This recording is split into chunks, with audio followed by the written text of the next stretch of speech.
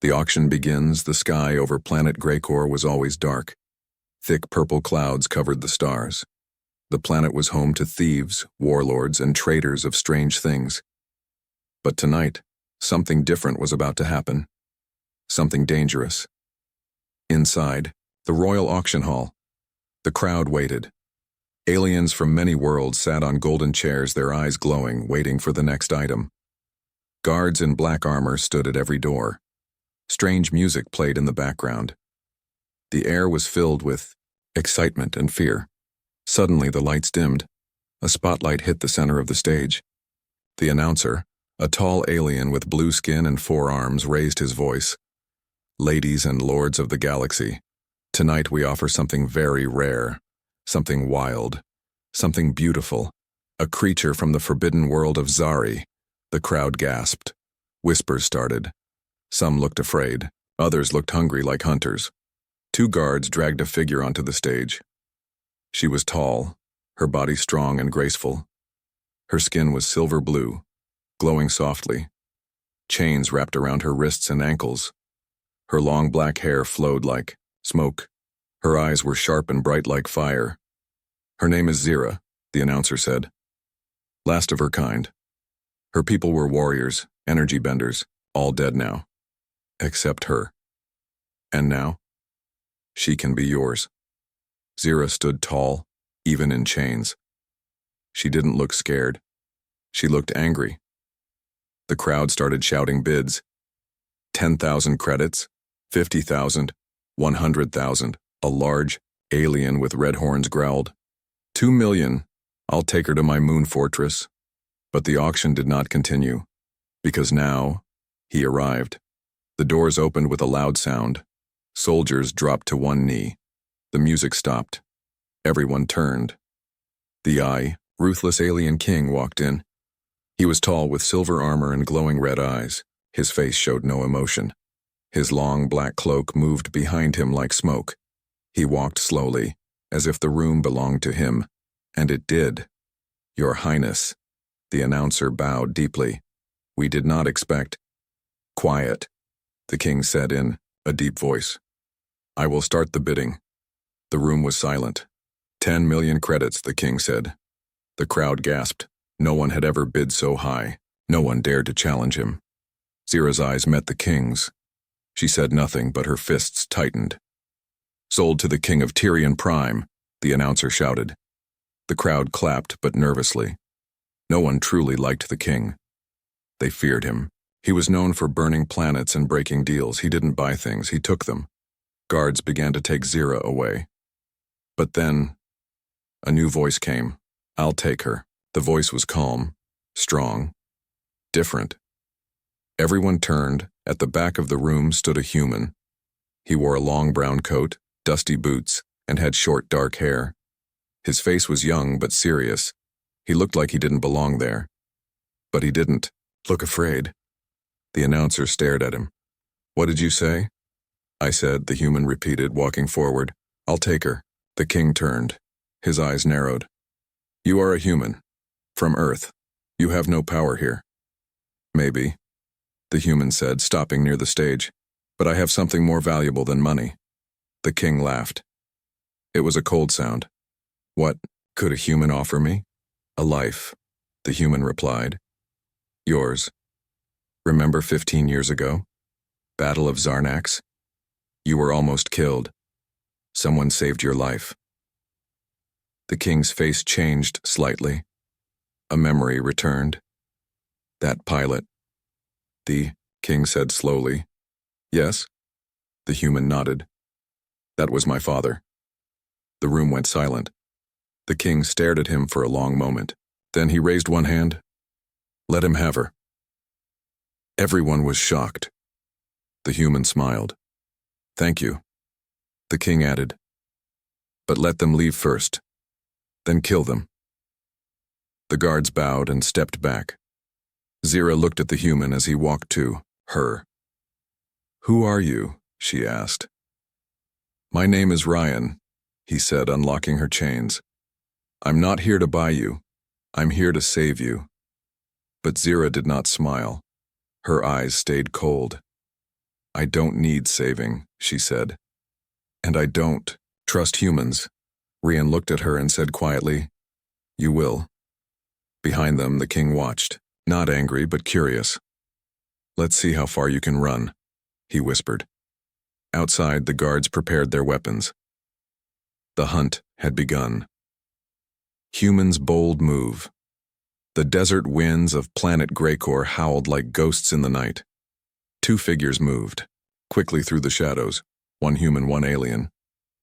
Rian led the way, checking behind every corner. Zira followed silently, her sharp eyes watching him closely. Her wrists were still red from the chains. Her body was built for battle, but her mind was focused on escape. Why are you helping me? She finally asked. Her voice was low and steady. Rian didn't look back. Because you don't belong in a cage. I don't belong with you either. He gave a short smile. You'll change your mind. Behind them, in the royal auction hall, the alien king stood alone. He faced a large holographic screen showing the desert's edge. Beside him, one of his generals spoke carefully. Shall we send the shadow assassins now, Your Highness? The king nodded slowly. Yes, but only one. The general was surprised. Only one? But the girl is dangerous and the human is interesting, the king interrupted. I want to see how long he lasts. He turned to the screen again, and how strong she really is. Far away, Rian and Zira reached an old stone building, half buried in sand. He opened a secret hatch and motioned her inside. They entered a small room with metal walls, blinking lights, and a single control panel. A hidden outpost. Rian pressed a button and the hatch sealed shut. We'll rest here for a few hours, he said. Then head to my ship. Your ship? Zira raised an eyebrow. Hidden underground, not far. Why should I go with you? Rian sat down and looked at her seriously. Because the king is not going to stop. Not until he owns you, or destroys you. Zira said nothing. She moved to a corner and closed her eyes, pretending to sleep. But she didn't. She was listening, thinking. Outside, something landed in the sand without a sound. A shadow, tall, thin, covered in dark armor. Its face was hidden behind a glass mask. Its body made no noise as it walked. Its name was Vek, the king's most deadly assassin. It didn't speak. It didn't fail. It didn't feel. Vek activated a small device. It showed 2 heat signatures inside the old building. Target found. Inside, Rian sat alone, staring at a hologram. It showed a photo of Zira's people, before their fall, strong, glowing, proud. He whispered to himself, what did they do to deserve this? Zira opened one eye. They fought for freedom. That's usually the reason people die. Rian nodded. But maybe, not this time. You talk like a soldier, she said. I'm the son of one, he replied. My father died fighting aliens like your king. But not all of them are evil, just the ones in power. Zira stood up and walked closer. So what's your plan? Human? Rian looked up. We get off this planet. We go to a place called Erath, hidden colony. My people are waiting there.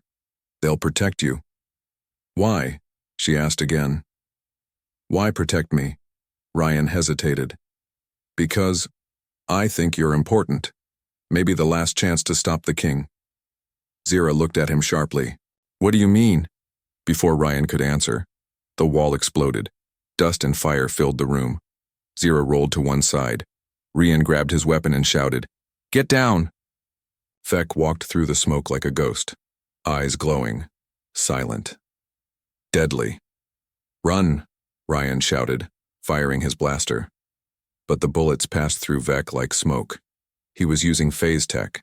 Nothing could touch him unless timed perfectly. Zira jumped toward Vek with sharp reflexes. She kicked, punched, but every move missed. Vek's body shifted like liquid shadow. Rian hit a switch on the panel. Part of the floor opened, an escape tunnel. Zira, go now. But she stayed. She looked at Vek with burning eyes. Her hands began to glow, blue lightning rising from her skin. Rian froze. What? What is that? Zira's voice turned cold. You wanted to see why I'm important? A surge of energy blasted from her hands, hitting Vec full force. The assassin screamed, body flickering, tech systems breaking. But Vec wasn't destroyed. He leapt back and vanished into the wall, escaping into the desert again. Zira fell to her knees, breathing hard. Rian ran to her. What was that power? She looked up. You really don't know, do you? Know what? Zira stood. Your blood, your body, you have it too. Rian blinked. What do you mean? Zira stepped closer. You're not fully human. Your energy, it feels like mine. The room went silent. A slow, heavy truth had just begun to wake up. Outside, Vec sent a signal back to the king. Target escaped, the message read, but the king only smiled. Good, let them run. He looked out the window into the stars. Let the human learn who he truly is. Before I crush him. Escape from the palace. The desert sky was darker than before. Clouds of sand moved like smoke across the night. But deep under the ground, where light never touched, something more dangerous was moving. Secrets, weapons, and something ancient, waking up. In a tunnel lit by flickering blue lights, Rian ran. Behind him, Zira followed, her steps silent and smooth. The air was hot and heavy. They didn't speak. They didn't have time. Every second, the sound of distant boots echoed closer. They're closing in, Zira said, her voice calm but alert. Rian turned a corner and slammed his palm on a metal wall. It opened with a hiss. They entered a chamber with old tech and blinking wires. Above them, a heavy ship waited, buried for years. His ship. This is it? Zira asked. Rian nodded. She's old, but fast. He jumped into the pilot seat, pressing buttons fast. Zira looked around. No guards here, no traps. Are you sure the king let us leave this easy? Ryan's hands froze for a second. No, he said. That's what worries me. In the sky, above Greycore, a massive shadow passed over the clouds. It was the Royal War Cruiser, a flying fortress. Inside, the alien king stood alone in his chamber, staring at a hologram of Ryan's ship underground. He's trying to run, said his general. The king didn't blink. Of course he is. Should we destroy the ship now? No, the king said. Let them fly. Let the human feel hope. And then, I'll take it away. His red eyes glowed. But track them, every move. I want to know what he learns. Back. Underground, Rian and Zira sat in silence as the ship powered up. This ship doesn't look like it belongs to a human, Zira said. Rian didn't answer right away. She looked at him. This was your father's, wasn't it? He nodded. He left it for me, said I'd need it one day. I thought he meant war, but maybe he meant you. Zira raised an eyebrow. Me, or someone like you, someone with answers? The ship shook suddenly. An alarm blinked. They're jamming the launch tunnel, Ryan said. We have to blast our way out. He handed Zira a pair of gloves. Strange, glowing gloves. What are these? She asked. Focus amplifiers, Rian said. They'll help you control your power or break things. I don't need help, she said. Rian looked at her. Maybe not, but I do. For a second, their eyes met. Something unspoken passed between them. Then the ground shook again. The walls began to crack. From the tunnel behind them, footsteps came. Heavy, robotic. Go, Rian shouted. Zira stepped into the launch tunnel. She raised her hands, closed her eyes. Energy began to rise from her skin again, swirling like lightning caught in water. She screamed, and a wave of pure force exploded forward, breaking the rock above. The ceiling split open, showing the night sky. Cold wind rushed in. The ship rose quickly, engines burning bright. They were flying, but freedom didn't last long. As they crossed the sky, alarms screamed inside the ship. Lock-on detected, Ryan said. Royal tracker drone, fast, armed. Zira moved beside him. How do we kill it? Rian opened a secret panel and pulled out an old device. My father called this the sunbite, a one-shot plasma mine. We use it, we disappear, or we die. Zira smirked. Sounds fun. The drone appeared behind them, firing red beams. One shot hit the ship's wing. Rian turned sharply. Hold on! The ship spun through the clouds. Zira climbed into the gun station and aimed. Now! Rian shouted. She fired the mine. The explosion lit up the sky like a second moon. The drone vanished in a ball of fire. The ship shook, but survived. Silence returned. Rian let out a long breath. We made it. Zira looked at him. For now. In the distance, far beyond the stars, a new signal blinked on a secret screen.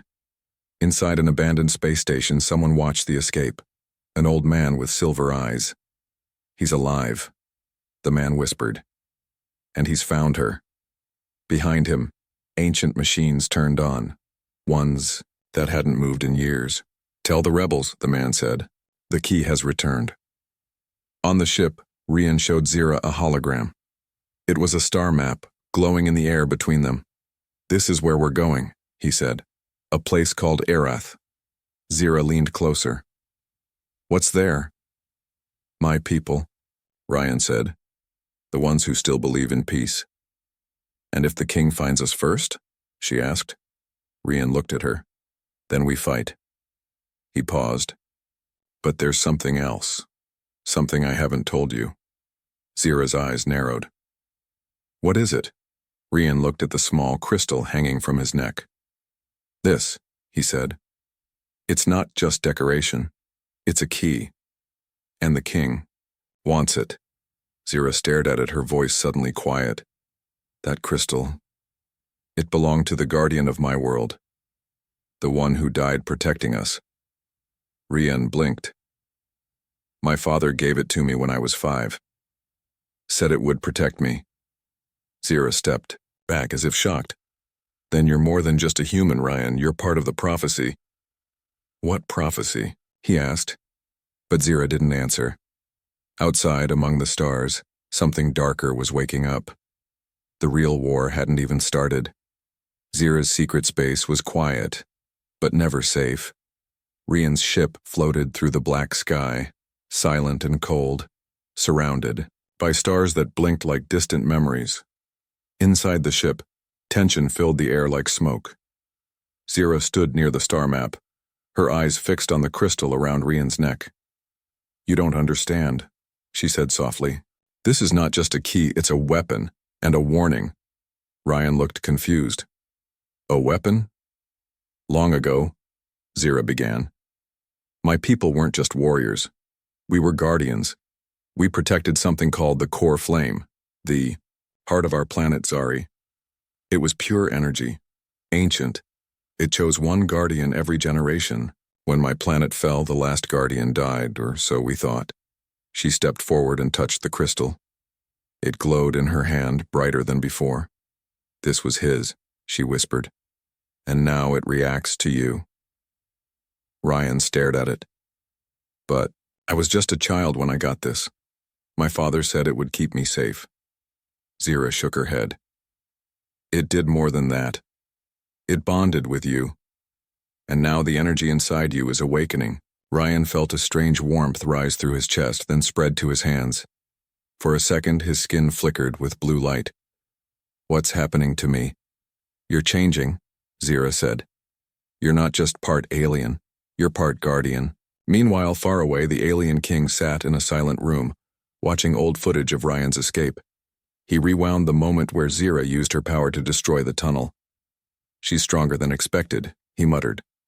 A hologram flickered to life beside him, his old advisor, a twisted half-machine alien named Dral. Your Highness, Dral said, our spies intercepted a message. The girl and the human, they're heading to Erath. The king's face remained calm. Let them. But Erath is home to rebels, Dral warned. They might join forces. The king turned sharply. I hope they do. Then I'll destroy them all at once. He raised one hand and a red hologram appeared. It showed a deep space location, marked with strange symbols. Send the Void Hounds, the king said. And activate the Omega signal. Draal gasped. But that will wake. Do it, the king said coldly. It's time they meet real fear. Back on the ship, Ryan and Zira entered the training room, an old cargo bay filled with dust and broken tech.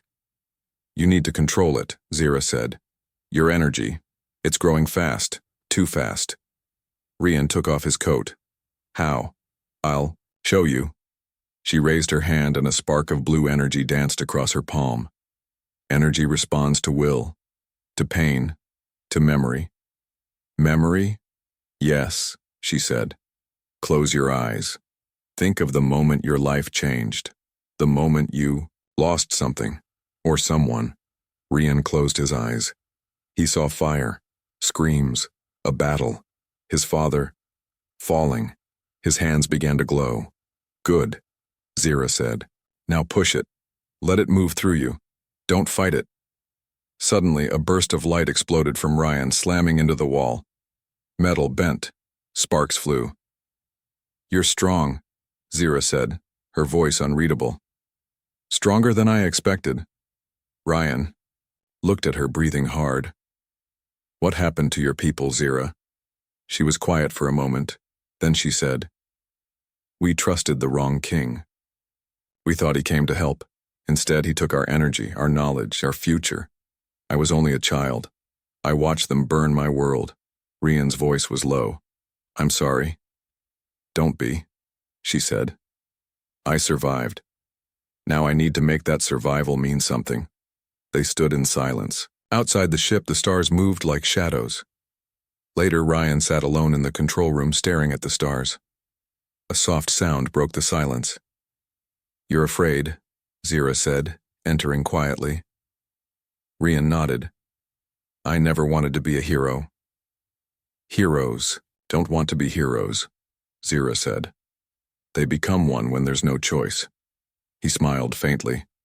You always talk like a warrior. She looked out the window. Because I've always been at war. Suddenly, a sharp beeping cut through the air. Ryan jumped to the controls. Something's wrong. Outside, black shapes began to appear, fast-moving, sharp-winged creatures of metal and shadow. Void Hounds, Zira said, her voice full of dread. They're not ships. They're living machines. What do they want? Not you, she said. Me. The ship shook violently as the Void Hounds attacked. Ryan turned to Zira. We fight together. She nodded. Always. As the ship dove into battle, one of the Void Hounds latched onto the hull, digging through the metal with glowing red claws. Inside, systems failed. Lights flickered. Alarms screamed. Ryan grabbed a weapon. I'll hold them off. Zira turned, her hands glowing. No, we do this my way. She stepped into the airlock chamber, sealed the door, and faced the creature head-on. With one deep breath, she released her full power. The ship shook as a pulse of light ripped through space. The Void Hounds were thrown back, some burning, others retreating. But Zira collapsed. Ryan caught her just in time. You used too much, he said, panicking. I had to, she whispered. They'll keep coming. And the king. He's preparing. Something worse. What? Zira looked up, her eyes glowing faintly. He's building a weapon. And you're the only one who can stop it. The bounty hunter attack. The stars outside the ship were calm. But inside the cockpit, the air was thick with silence. Zira lay unconscious in the med bay, her body still glowing faintly from the energy pulse she released during the Void Hound attack. Ryan sat beside her, watching her breathe. Her skin shimmered like silver fire under the dim lights. He held her hand. Not because he was strong, but because he was afraid she wouldn't wake up. You didn't have to do that, he whispered. Not for me. But deep inside he knew she didn't do it for him. She did it for everyone. Elsewhere in the galaxy, beyond the reach of most known systems, a dark moon drifted in empty space, orbiting nothing, forgotten by time. Inside a fortress made of black stone and iron, a figure stepped out of a frozen chamber, tall, lean, cloaked in ancient armor. He had no name, only a title, the Void Reaper, the galaxy's most feared bounty hunter. And now, he had been hired again. A hologram glowed before him. It showed two faces, Rian Veeler, Zira of Zari. Underneath, two simple words blinked in red: capture alive, kill if necessary. Back on Rian's ship, systems were repairing slowly. Fuel was low, shields unstable. He opened a panel and removed the crystal from around his neck, placing it into the ship's core. Immediately, the lights brightened. The engines hummed louder. Incredible, Rian said. She was right. This thing, it powers everything. Then he paused. A blinking red icon appeared on the screen. Proximity alert. No, Ryan whispered. Not again. A single ship dropped out of hyperspace, small, fast, and terrifying. The bounty hunter's ship. Before Ryan could even react, a powerful EMP blast hit them. The lights went out, the ship was dead. Deep in space, the bounty hunter boarded. His armor made no sound. His steps were light, precise. He walked through the corridors as if he had been there before. In the medbay, Zira's eyes snapped open. They're here, she whispered. Rian grabbed a blaster and a short blade. He moved quietly through the dark corridors, trying to breathe, trying not to panic. But the fear, it felt different this time. It wasn't just for himself. It was for her. In the shadows, the bounty hunter watched him pass. Unseen. Silent. Then, he struck. A flash of silver. A punch like a hammer. Rian flew back, hit the wall. Blood in his mouth. Blurry vision.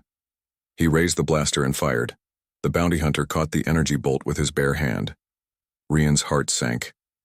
You're not ready, the bounty hunter said, his voice cold like a machine. Rian coughed, getting back on his feet. Then why wait? Finish it. The bounty hunter walked slowly toward him, but then Zira arrived, still weak, but standing, her body glowing again. He may not be ready, she said, but I am. Her hands lit up with white-blue fire.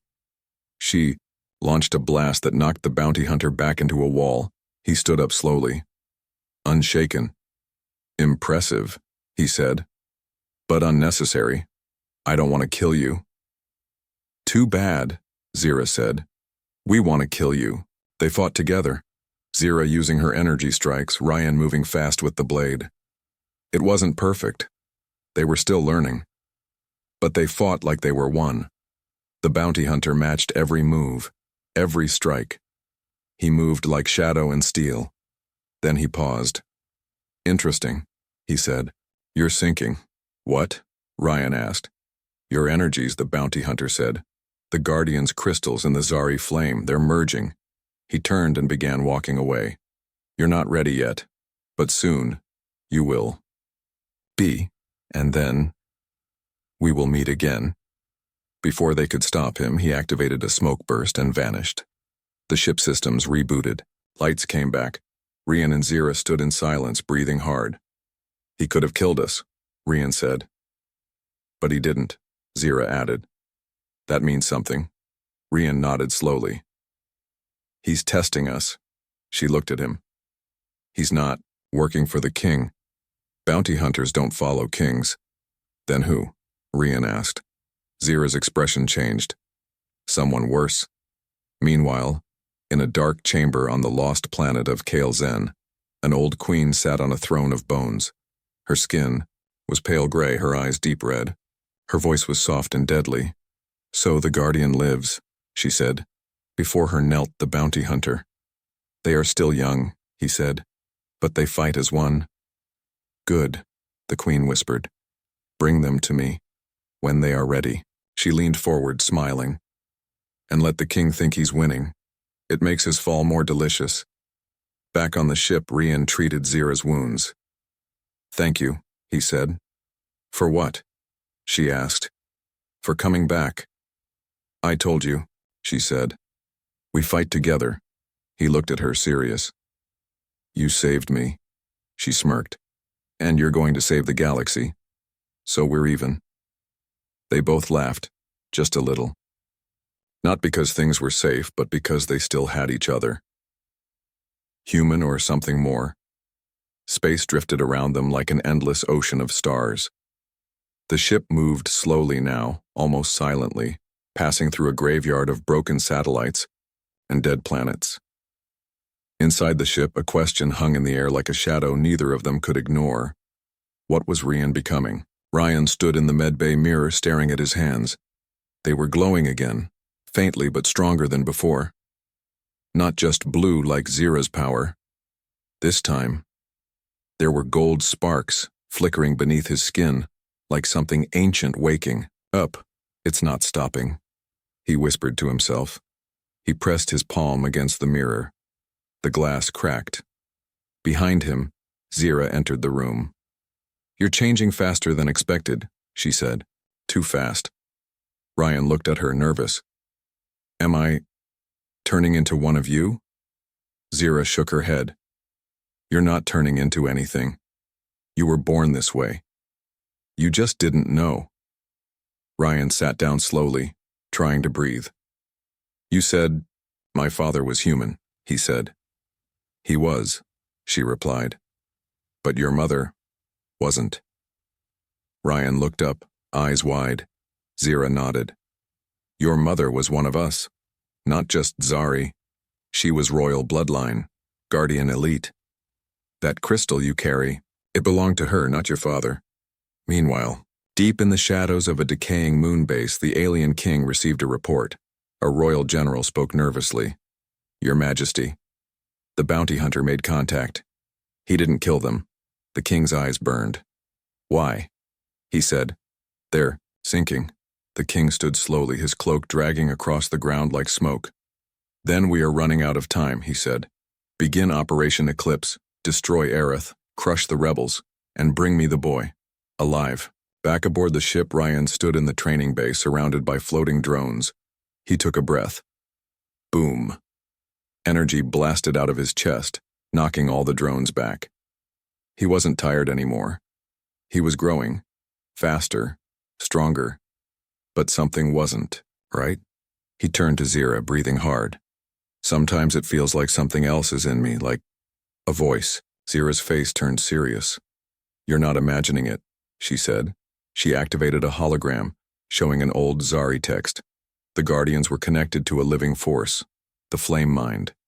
Every generation, the strongest one heard its voice. Ryan stepped back. You think it's talking to me? I think it's waking up through you. Night came. They sat in silence in the command room. Outside, the stars moved slowly. Soft music played from an old Earth device Ryan had found in storage. Something simple.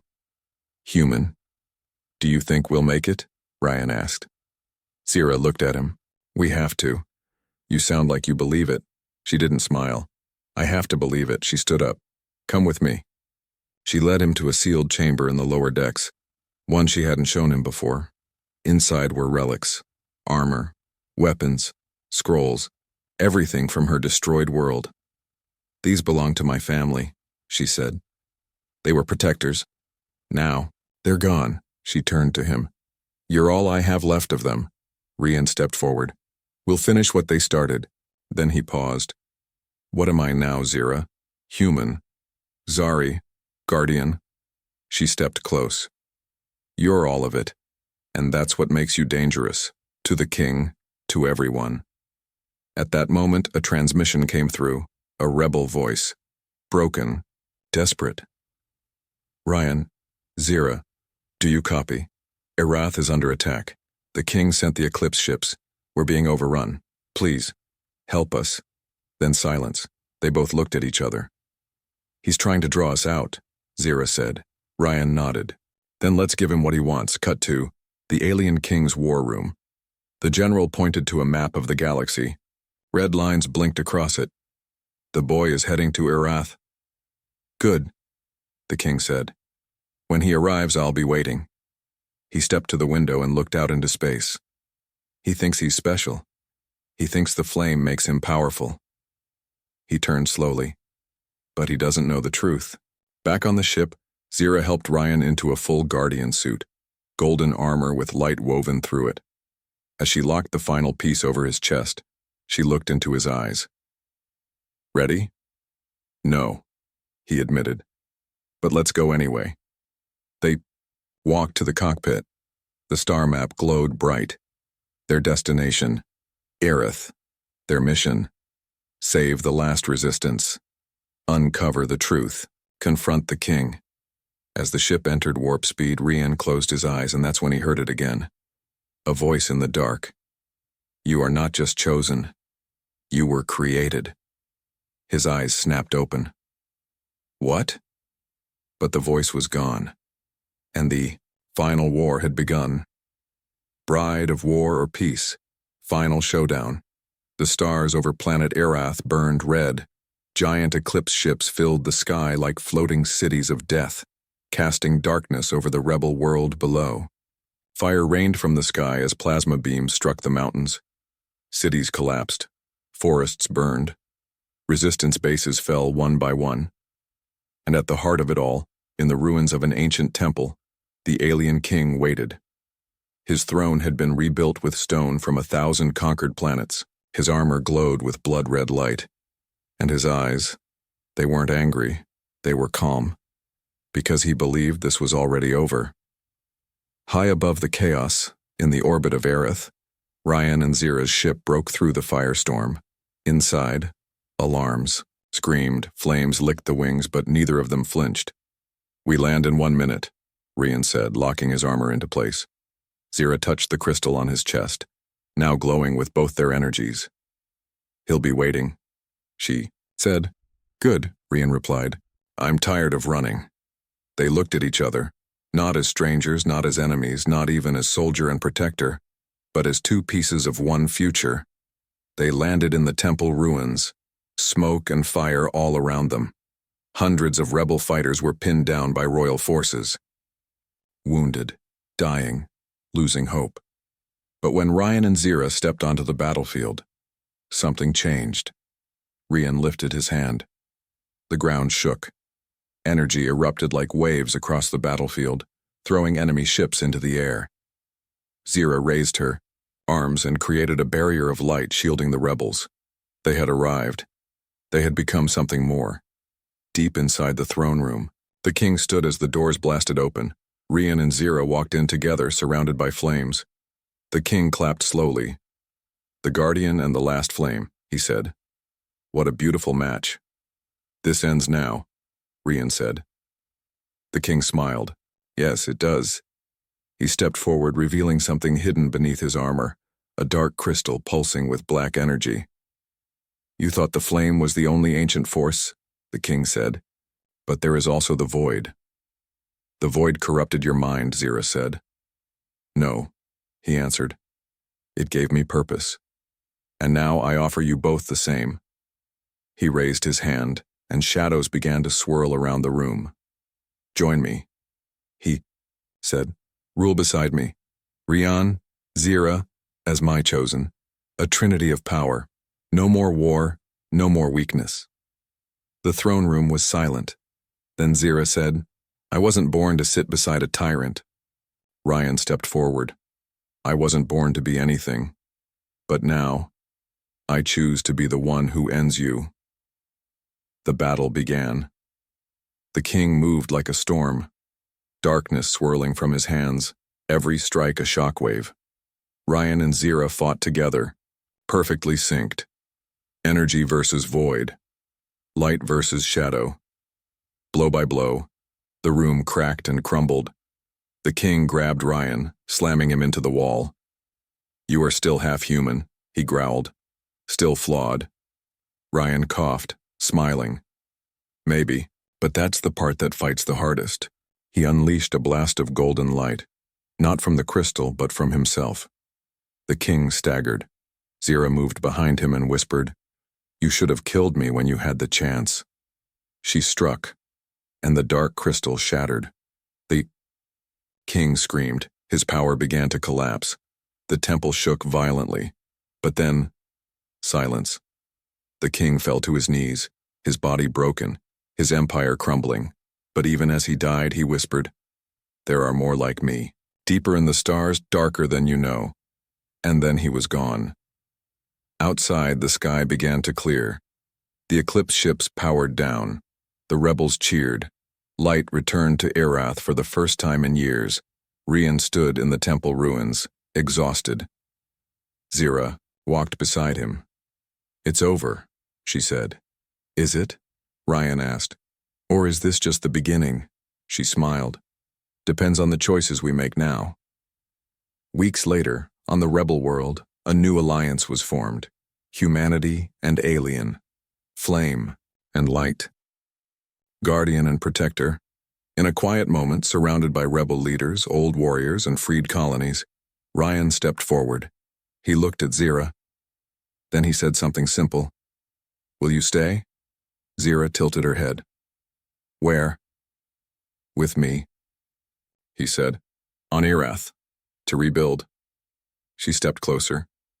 "Only if you stop calling me a wild alien beauty." He laughed. "Deal." They stood together as the new flag of the Alliance rose over Erath, a flame and a star. Not just symbols, hope, but far away, beyond known space. A dark figure stepped from a shadow gate. They watched the crystal remnants of the fallen king float through space and whispered, "He was just the first."